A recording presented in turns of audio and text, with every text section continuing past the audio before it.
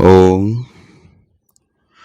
କର୍ମଯୋଗ କହେ ଯେ ପ୍ରଥମେ ସ୍ୱାର୍ଥପରତାର ଜାଲ ବିସ୍ତାର କରିବାର ପ୍ରବୃତ୍ତି ବିନିଷ୍ଟ କର। ଯେତେବେଳେ ତାହା ଦମନ କରିବାର ଶକ୍ତି ଲାଭ କରିବ, ସେତିକି ବେଳେ ମନକୁ ଆଉ ସ୍ୱାର୍ଥପରତା ତରଙ୍ଗରେ ପରିଣତ ହେବାକୁ ଦେବ ନାହିଁ।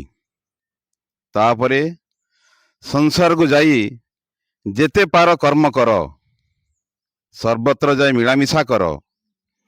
ଯେଉଁଠାକୁ ଇଚ୍ଛା ଯାଅ, ମନ୍ଦର ସ୍ପର୍ଶ ତୁମକୁ କେବେ ହେଲେ ଦୂଷିତ କରିପାରିବ ନାହିଁ। ପଦ୍ମପତ୍ରରେ ଜଳ ଯେପରି କେବେ ହେଲେ ଲିପ୍ତ ହୁଏ ନାହିଁ, ତୁମେ ମଧ୍ୟ ସେହିପରି ସଂସାରରେ ନିର୍ଲିପ୍ତ ଭାବରେ ରହିବ। ଏହା ହିଁ ବୈରାଗ୍ୟ ବା ଅନାସକ୍ତି। ଅନାସକ୍ତି ବ୍ୟତୀତ କୌଣସି ପ୍ରକାର ଯୋଗ ହୋଇପାରେ ନାହିଁ।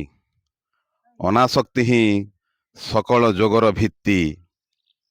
ସ୍ୱାମୀ ବିବେକାନନ୍ଦ।